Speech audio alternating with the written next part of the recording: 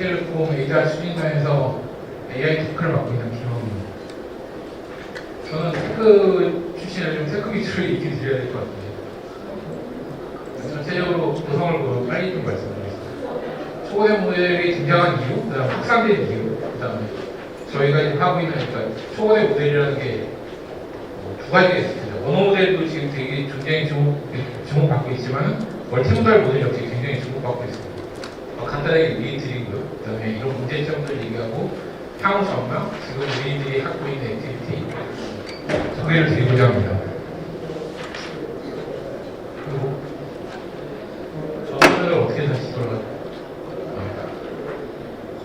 트랜스포머라는 모델 하나 나왔어요. 하나 나왔고 이게 지금 전체가 다 모든 게 데이터를 여기다 빨아 넣으면은 얘가 모든 걸 다 처리할 수 있다는 형태고 심지어는 텍스트도 굉장히 어떤 의미 있는 걸로 고수준의 레벨까지 해석이 되고 이미지도 넣었더니 해석이 되고 그 다음에 다른 데이터를 넣었더니 해석이 되더라.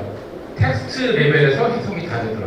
라는 것들이 문제고 그러니까 이게 트랜스포머라는 모델이 이런 것들을 굉장히 잘 처리할 수 있게 되었고 이거의 또 장점이 뒤에서 한 번 더 말씀드리겠지만 이전과는 다른 데이터가 필요하다. 그러니까 예전에는 음성인식, 영상인식 이런 거 할 때 레이블을 하나씩 달아줬기 때문에 엄청나게 비용이 많이 들어갔고 그만큼 대량의 데이터를 쓰지도 못했어요. 그런데 이제는 양질의 데이터를 양만 충분히 모을 수 있으면 학습이 가능하다.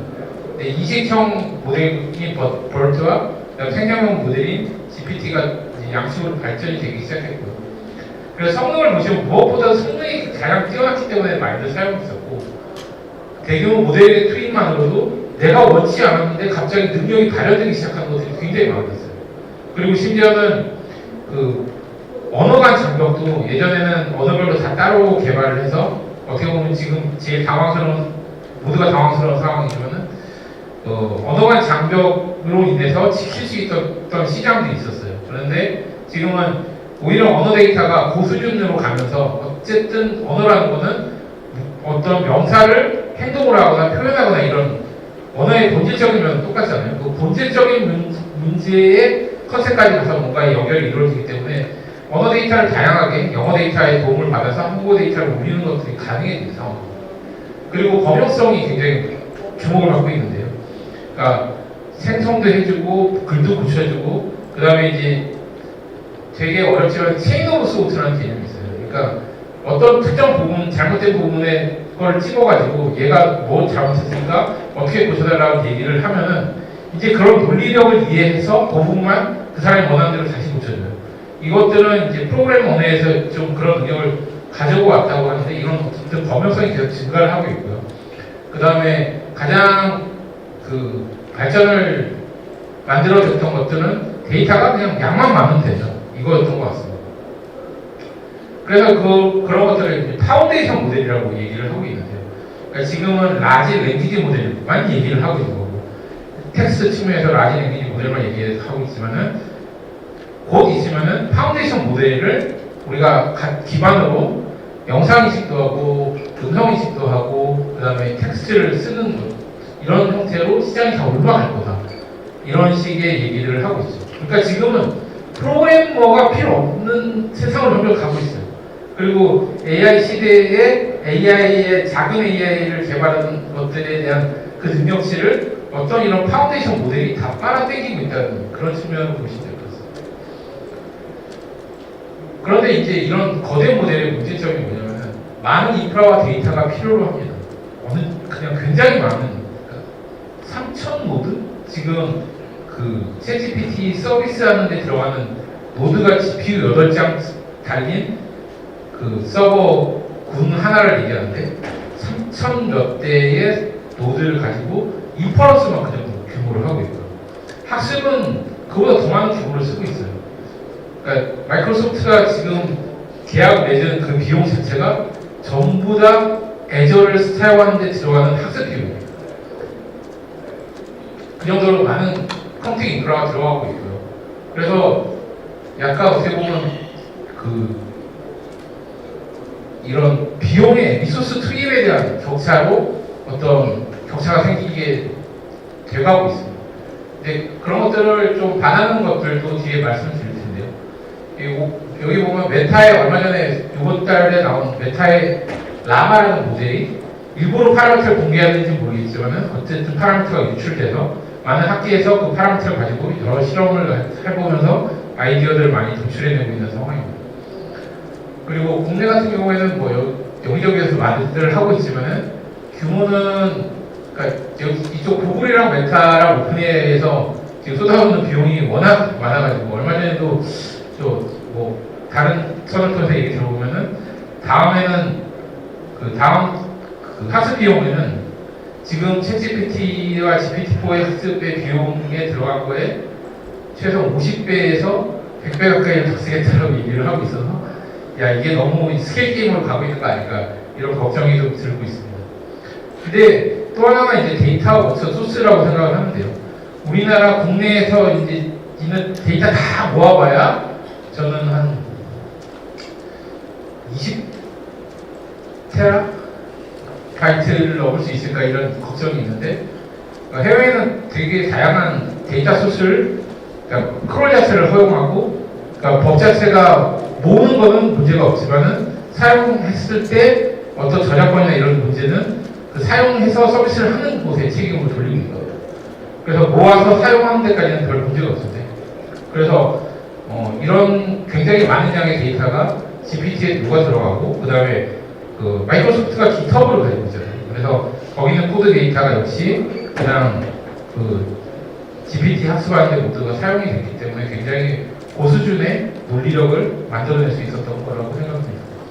미국에는 이런 다양한 커먼크롤이라는 업체도 있고 커라라고 해서 지리응답, 우리 네이버 지식인 같은 건데 훨씬 더 좀 체계적이고 이런 식으로 되어 있고 GitHub 코드, 그다음 스택 오버플로우 코드, 그다음에 무엇보다도 아마존의 미케니컬 터크를 활용하는 체계가 잘 돼 있어요. 그래서 우리나라는 어떤 데이터 업체가 마누를 잡고 그다음 데이터를 어떤 공급해서 수집해서 공급하는 형태로 되어 있는데 미국의 아마존 미케니컬 터크를 쓰면은 개인 누구나 미케니컬 터크에 올라가 있는 형태로 자기가 지원을 해서 그러니까 중간 거래를 없앤 겁니다. 개인이 직접 미케니컬 터크와 물론 저런 대규모 업체들, 그러니까 오픈AI나 마이크로소프트 같은 업체들과 직접 계약을 해서 거기에 얼마만큼 데이터를 컨트리뷰션 했는지 의해서 가공해서 받아가고 있는 형태. 그래서 어떻게 보면 빅데이터를 모으고 RLCF라고 하는 것들을 좀 더 값싸게 할 수 있는 좋은 조건이 되지 않았나라고 생각합니다. 이 반대로 그러니까 민주화를 하고 독점이 너무 이제 세져가고 있어요. 오픈AI는 이제 클로스 AI라는 조롱을 많이 받고 있잖아요. 그래서 그 독점을 깨기 위한 다양한 그 시도들이 되고 있는데요. AI 민주화라고 볼 수 있어요.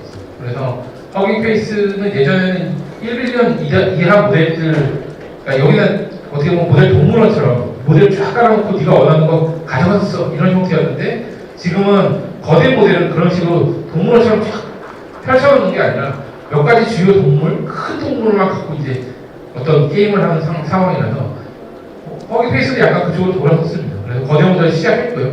그 다음에 일루더나 지금 뭐 카퍼나 이런 카퍼 AI 이런 데서도 이제 조금씩 공개를 대규모 모델 공개하고 그걸 기반으로 커뮤니티 측면, 오픈 커뮤니티 측면에서 확산을 노리고 있고요.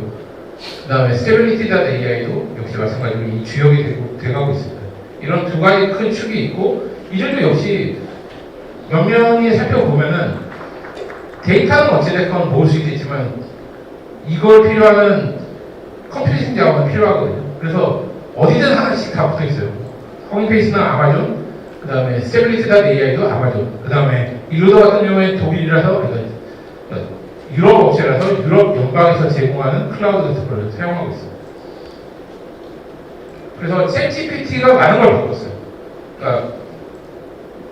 그러니까 UX 얘기를 해주셨는데 저도 완전히 동의하고요. 그러니까 두 가지가 크게 바뀐 것 같은데 멀티링걸 능력이 굉장히 성장됐다. 그래서 예전에는 한글뿐만 아니라 다른 나라 언어들은 거의 안 되는데 그런 것들이 굉장히 강화되고 그 다음에 또 하나가 GPT-3가 나왔을 때는 퓨샤를 넣어버렸어요. 그러니까 모델을 넣고 이그젠플 몇 개를 주면은 그 원래 있던 모델 이걸 잘 뽑아먹을 수 있는 형태의 그 사용성밖에 없었는데 그거조차도 일반인들한테 어려웠던 거예요. 그래서 이걸 제로 샷으로 만들어버리는 게 첫 번째 혁명이라고 저는 생각해요. 그래서 제로 샷을 만들어서 아무나 아무 명령을 입력해도 그거를 그러니까 엔지니어의 단계를 없애버리는 거예요. 그러니까 접근성이 쉬워지고 누구나 사용할 수 있게 되고 그 다음에 언어적 장벽을 허물음으로써 굉장히 큰 전파력을 갖게 됐다고 생각합니다. 그래서 GPT-3가 처음에 나왔을 때는 모델의 크기를 늘리면 성능이 좋아진다고 믿음이 있었는지 누구나 다 모델의 크기 경쟁을 했어요. 그런데 심지어는 메가트론 튜링이 그때까지 굉장히 컸었는데 저게 GPT-3보다 훨씬 성능이 안 좋았고 그러니까 크기와 뭔가 그 모델 크기와 데이터 상관관계에 대한 그 고찰이 필요했던 상황에서 이제 여러 군데 논문이 나오면서 그 모델 적절한 모델 크기에 대한 적절한 모델 데이터 사이즈 그거에 대한 성능에 대한 연구들이 많이 이루어졌고요. 그래서 그것대로 이제 크기 경쟁보다는 어떤 효율성 경쟁이나 사람의 강화학습을 통해서 뭔가 지금 현재 겪고 있는 윤리적 문제나 컬러시에이션 문제를 개선하고자 하는 노력을 이제 시작했다고 보시면 될 것 같고요. 저는 뭐 개인적으로 강학습이 꼭 답인가라는 거에 의문을 갖고 있긴 하지만은 아직까지는 그게 답이라고 생각을 하고 있습니다. 초보의 언어 모델은 여기서 보시면 이제 원의 크기가 사용한 데이터의 양이라고 보시면 돼요. 그리고 왼쪽에 있는 175빌리언, 70빌리언 이게 파라미터 수라고 보시면 되고요. 그러니까 처음에는 175빌리언이라는 모델이 거의 그 스탠다드 디펙터처럼 저 정도 규모는 돼야 되나 보다라고 생각했는데 그 딥마인드의 친칠라 모델이 나오면서 야 데이터 모델이 작아도 돼. 근데 대신에 데이터는 훨씬 더 많아야 돼. 라고 한 5배 정도의 데이터를 넣었더니 GPT-3 능력을 뛰어넘어 라는 걸 얘기해줬고 오픈 AI는 그 다음에 데이터 크기는 비공개로 얘기했지만은 친칠라보다 훨씬 더 많은 데이터를 사용했고 그다음에 훨씬 더 정제를 오랫동안 잘했어요. 그리고 추가로 이제 더 많은 이제 비용을 쏟아본 데가 어디냐면은 RLHF 쪽에 굉장히 많은 비용을 쏟아봤어요. 그럼으로써 현재 지금 ChatGPT 능력을 만들어냈고요. 그다음 GPT-4는 사실 이 프로세스를 똑같이 반복했더니 더 좋아지더라. 플러스 그다음에 이미지 멀티모달에 대한 첫 발을 내딛었다. 이 정도인 것 같습니다. 그러니까 저희도 이제 퓨전 언어부터 시작을 해서 이제 GLM이요. 제너럴라이즈 랭귀지 모델이라는 이름으로 시작을 했고 굉장히 여러 가지 분야를 확장할 수 있었는데 이게 퓨전 언어 앞에 몇 가지 예제를 가르쳐주면은 뒤에 이제 어떤 능력을 보여줄 수 있는 예제를 보여드린 거고요. 그러니까 저희 회사에서도 오랫동안 이걸 계속 따라왔어요. 그러니까 벌트라는 게 나오고 GPT라는 게 나오고 바트라는 게 나왔을 때 6개월 안쪽, 3개월에서 6개월 안쪽으로 다 복제해서 다 디테일 공개를 하고 따라가고 있었고 GPT-3 같은 경우에는 나왔지만은 모델을 만들고 원비부까지는 저희가 공개를 했고요. 그 다음에 그 이후에 수십 빌리언짜리는 공개해서 쓸 사람도 없을 것 같고 그 다음에 이제 뭔가 그 내부 프로젝트에 활용이 되면 공개를 하지는 못했습니다. 저희는 이제 요거를 내부 프로젝트 A-나 서비스 뒤에 말씀드리겠지만 활용하고 있는데요. 저희가 사용했던 방식은 그러니까 GPT-3 같은 경우에는 위에 프롬프트 러닝 그러니까 사용하려는 사람들이 이그램플을 잘 작성해서 사용하는 형태로 사용을 하고 있었는데 저희는 이걸 B2C 서비스를 해야 되니까 대화형으로 만들었어야 됐고 그래서 파인튜닝을 해버려서 그 프롬프트 능력을 아예 없애버렸습니다. 그러니까 조금 되긴 하지만 없애버렸습니다. 그래서 대화형으로 서비스를 하기 시작했는데 문제는 이제 저희가 감성형 대화에 집중하다 보니까 사실 대량의 지식 데이터가 녹아내린 저희는 것을 가지고 감성형으로 하다 보니까 굉장히 능력치가 좀 제한이 되었었어요. 지금 그거를 다시 풀어내는 작업하고 그걸 인스트럭션 러닝이라고 하는데 인스트럭션 러닝 작업하고 RLHF 작업을 이제 조금씩 그 기반을 마련해서 이제 고도화를 해나가고 있습니다. 근데 이거는 굉장히 사실 정책이 바뀌면은 다시 RLHF를 돌려야 되는 좀 까다로운 작업이라서 좀 고민이 많이 되고 있는 상황입니다. A나사에 이제 그 대화 서비스를 적용해서 넣었는데 저희가 또 이제 고민 중에 하나가 뭐냐면은 챗GPT는 대화를 해주고 어떤 불을 켜준다거나 이런 액션은 하지 않잖아요. 그러니까 음악을 플레이해준다거나 뭐 아이유 노래 틀어주고 그러면 국내 스트리밍 서비스 많으니까 가입해서 들으세요. 이 스스로 대답을 하거든요. 챗GPT 같은 경우는. 그래서 어떤 액션을 수행해주진 않는데 이번에 플러그인이 나오면서 그런 것들이 다 이제 뭐 어떤 서비스 컨텐츠 프로바이더들이랑 연결할 수 있는 계기를 마련한 거고요. 굉장히 많은 붐이 일어날 것 같다는 생각을 하고 있습니다. 이게 그래서 대화도 하고 캐릭터 기반으로 대화를 하고 추천도 저희는 고도화해 나가고 있는 상황이고요. 처음에 출시할 때는 세이프티 이슈 때문에 걱정을 많이 했어요. 그러니까 예전에 이루다 사태도 그렇고 마이크로소프트의 테이라는 그 챗봇도 있었는데 그 둘 다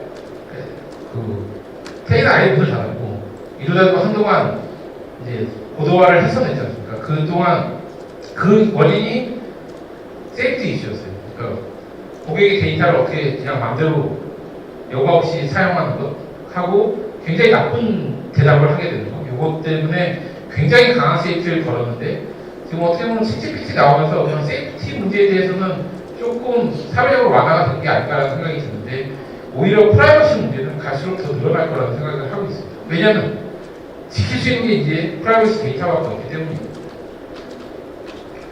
이런 식으로 이제 서비스가 전개되어 가는 거고 짬뽕 국물 요리가 좋을 것 같다고 대답하고 그 다음에 국물 요리 추천해봐 그러면 짬뽕 좋아한다 그러고 짬뽕 말고 딴 거 없을까 그러면 마라탕 좋다 그러고 사이드 디시는 탕수육이 좋다 뭐 이런 식으로 대답을 하는 형태로 진행이 되고요. 그 다음에 그 GPT-3에서 챗GPT에서 둘 다 없었던 게 이제 메모리거든요. 그러니까 대화의 맥락을 기억해서 앞에 뭐 3천 토큰까지는 기억을 하지만 그거에서 빠져버리는 순간 오래 대화를 하거나 하는 순간 그것들이 메모리에서 사라집니다. 그래서 꼭 기억해야 될 것들을 끄집어내서 개인적으로 뭘 좋아한다거나 그다음에 취미가 뭐라든지 이런 것들은 끄집어내서 별도 관리하는 메모리를 두고 이거를 거대모델이랑 연결해서 서비스를 하고 있습니다. 이건 참고사항. 그래서 다음으로는 멀티모달 모델을 좀 말씀드리겠습니다. 왜 두 개를 말씀드리냐면 지금 이거 두 개가 결합되어 가고 있어요. 기존에는 이제 클립이나 달리나 글라이드 이번에 GPT-4가 처음으로 나오기 시작했고요. 이들은 이 중에는 이제 생성형 모델도 있고 인식형 모델도 있습니다. 인식형 모델이라는 건 사진을 올려주면 그 사진에 있는 내용을 이해하는 거고 생성형 모델이라는 건 글을 써주면 그거대로 이미지를 하나 새로 만듭니다. 이런 것들이 지금 초고대 멀티모달 모델로 약간은 지금은 별도로 가고 있지만은 금방 합해지지 않을까라는 생각을 하고 있고요. 왜냐하면 이 세상에는 이미지를 표현되는 것들이 워낙 많거든요. 보스들은 대부분 카톡을 캡처해서 일정에 반영해달라고 던져주시잖아요. 그건 이미지거든요. 그 안에 텍스트가 있긴 하지만 그런 것들을 다 뽑아서 어떤 정보를 활용해서 어떤 업무를 처리할 수 있는 방식으로 고도화될 거라고 생각을 합니다. 이미지에서는 멀티모달 모델에서는 가장 핵심이 됐던 게 디퓨전이라는 모델이에요. 그러니까 얘는 컨셉만 간단하게 말씀드리면은 이미지 원본을 놔두고 이걸 자꾸 노이즈를 입힌 다음에 노이즈 입힌 거에서 다음 거를 만들어가. 그래서 이 단계를 계속 거쳐서 완전히 화이트 노이즈 스텝 1까지 가서 저기서부터 다시 이 이미지를 글 기반으로 생성해봐를 계속 가르쳐주면은 얘가 어느 순간 이런 아무것도 없는 백제 상태에서 원하는 텍스트에 따라서 어떤 이미지를 만들어내는 능력이 생겨나게 됩니다. 여기도 똑같은 상황이에요.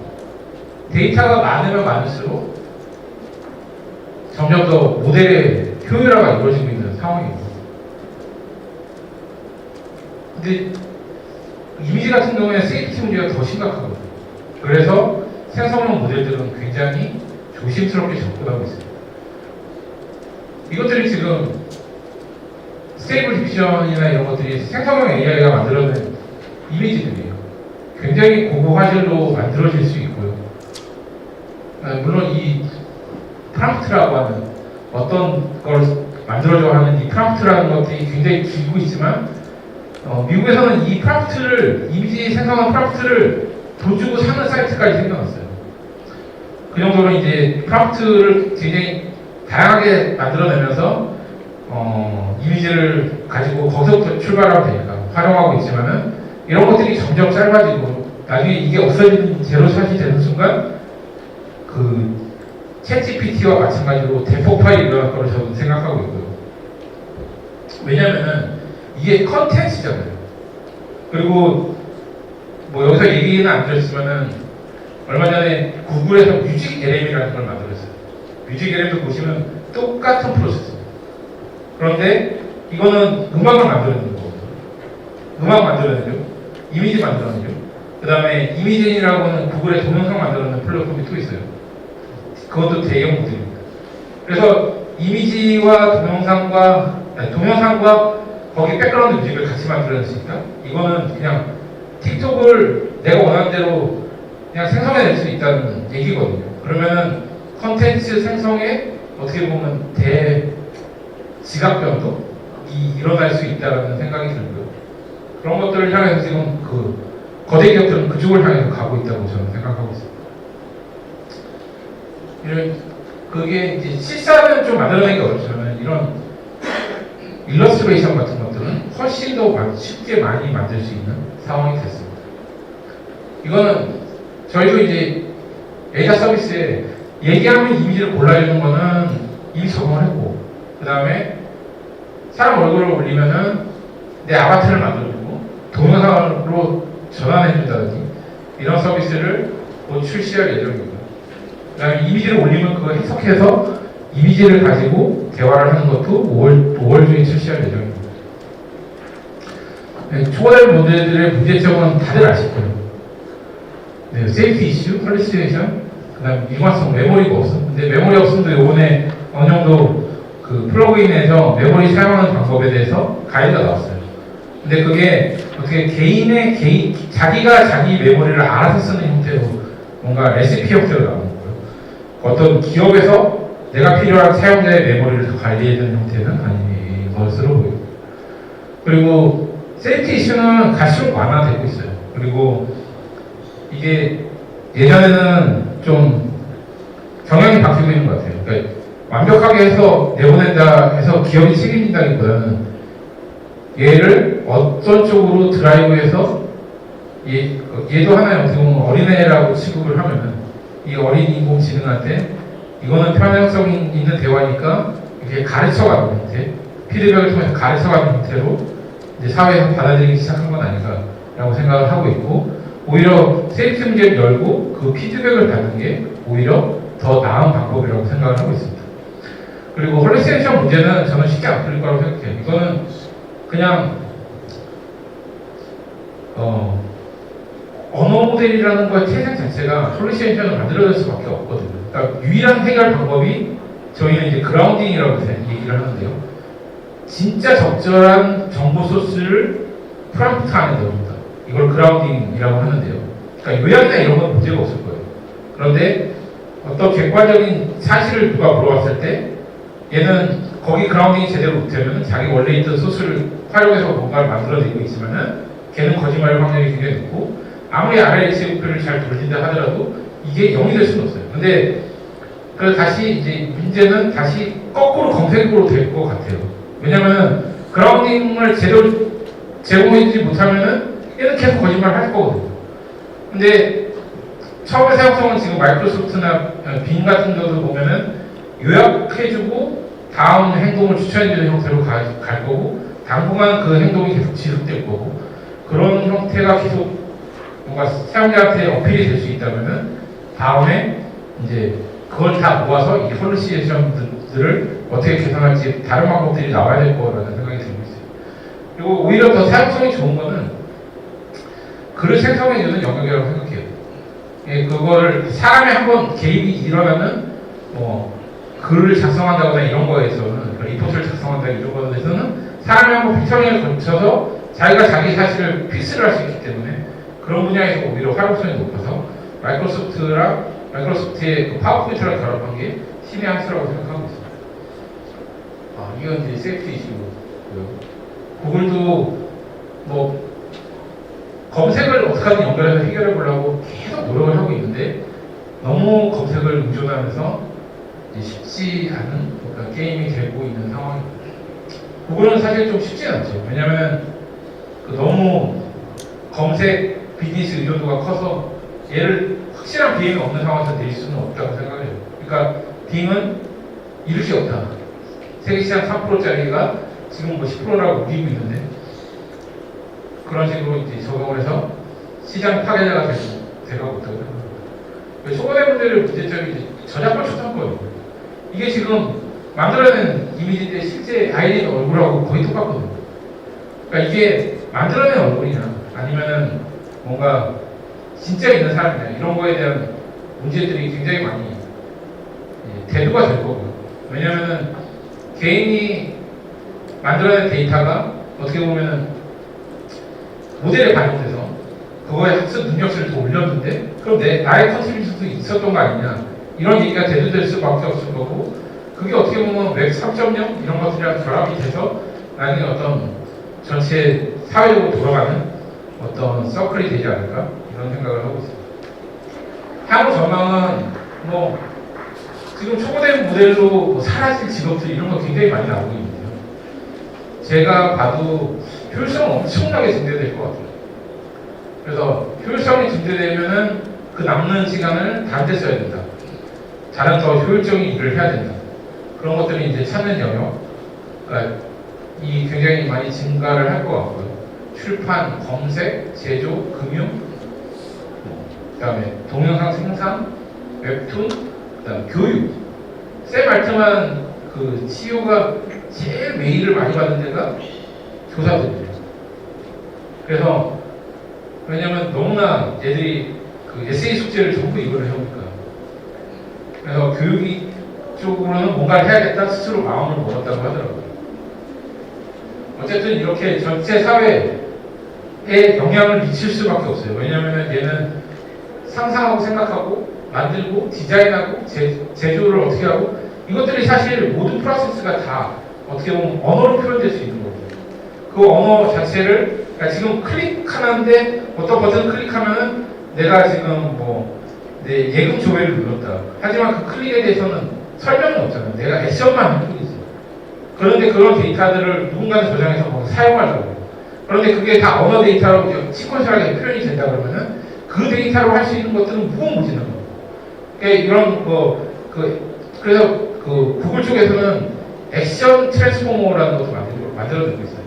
그래서 그런 것들이랑 원래 걔들도 만들어서 어떤 컨셉츄얼 레벨로 가면은 언어 레벨에서 결합이 가능할 거라고 생각하고 있고 그런 것들이 가능해지면 진짜 웬만한 건 다 분석이 되는 형태의 세상이 올 거라고 생각합니다. 그래서 초보의 모델 관련된 전망들은 챗GPT가 그 액세서빌리티를 굉장히 높였던 거 맞는 것 같고요. 그래서 굉장히 큰 변화를 이루어졌다. 그러니까 상상하게 된다. 하지만 이거는 겨우 시작이라고 저는 생각하고요. 그 다음에 이 그라운딩 관련된 기술, 오히려 그냥 검색을 더 정교하게 만드는 기술이라든지 이런 것들, 그 다음에 메모리를 어떻게 적절하게 빼서 활용하냐, 그 다음에 이 데이터 프로텍션 이런 거에 대한 이슈가 훨씬 더 이제 부각이 될 거라고 생각을 해요. 왜냐하면 지킬 건 데이터밖에 없거든요. 지금은 되게 신기해서 챗GPT에다가 회사에 있는 데이터를 막 몰아넣고 있는 사람들도 굉장히 많다고 생각을 해요. 근데 그런 것들은 어떻게 보면 지켜져야 되고, 뭐 네이버 클로버에서도 B2B로 그런 거를 지켜야 되는 노력을 많이 하실 것 같고, 근데 이런 노력들이 앞으로는 더 주목받게 되지 않을까. 그러니까 정부도 지켜야 될 데이터가 있는데, 그거 챗GPT에 담으면 그냥 오픈 AI에 도네이션 하는 거나 마찬가지라고 생각하고, 그래서 어떻게 그 데이터 프라이버시 프로텍션을 할 것이냐, 데이터의 위치가 어디냐, 어떤 종류의 데이터냐, 이런 것들이 좀 더 체계적으로 관리가 되고 그것들을 활용하는 방식으로 진행될 것 같습니다. 그리고 효율적인 연산을 위하니까 아까 말씀드렸다시피 트랜스포머 하나였어요. 그 이후에 아무것도 안 넣었어요. 그러니까 요즘 뭐 믹스드 익스퍼트니 뭐 스파이크 뉴럴레이션 이런 거 나오지만은 그거의 기반도 트랜스포머 기반의 믹스드 익스퍼트 같은 걸 붙여놓은 거라서 어떻게 보면 네트워크는 고정되어 있다. 그런데 문제는 이 CPU의 클럭 나노수가 아니에요. 거대 모델이에요. 그 엔비디아가 정말 잘한 것 중에 하나가 인피니 밴드라는 업체를 썼어요. 그러니까 거대 모델을 너무 크기 때문에 잘라서 서빙할 수밖에 없거든요. 학습도 그렇고. 그러면은 하나의 영상 자체가 빠른 것보다는 그 커뮤니케이션이 엄청나게 빨라요. 모델을 자르려고 데이터도 다 잘라서 보고를 해야 되기 때문에. 근데 인피니 밴드의 밴드 리스트에 대한 고민은 전혀 지금 안 하고 있는 약간 그런 상황이라고 할까? 그거를 해결하지 않으면은 어떻게 보면 그 거대 모델 시장에서 굉장히 밀려날 수가 있다라는 얘기를 좀 드리고 싶고요. 그 다음에 AGI 에서 서비스, 이게 모델 자체를 서비스하는 형태의 API 강사들은 이제 지금 오픈AI가 그렇게 하고 있듯이 많이 늘어날 거라고 생각을 하고 있습니다. 하지만 이 데이터도 아직 부족해요. 결국 겨우 언어일 뿐이고 이제 막 간단한 이미지가 붙어나가는 거고 우리의 모든 행동과 행동들은 다 데이터가 될 수 있다고 생각하고 그런 것들이 이 효율화, 칩의 효율화나 학습의 효율화를 통해서 트랜스포머 안으로 다 들어가고요. 이것들을 RLHF 이상의 뭔가 좋은 그라운딩, 그 다음에 세이프티를 만들어낼 수 있는 녀석이 나오려면 또 한 번의 이렇게 빅점프가 일어날 수 있지 않을까라고 생각하고 이 마지막 내용은 많이 말씀을 드렸으니까 생략하도록 하겠습니다. 제 발표는 여기까지.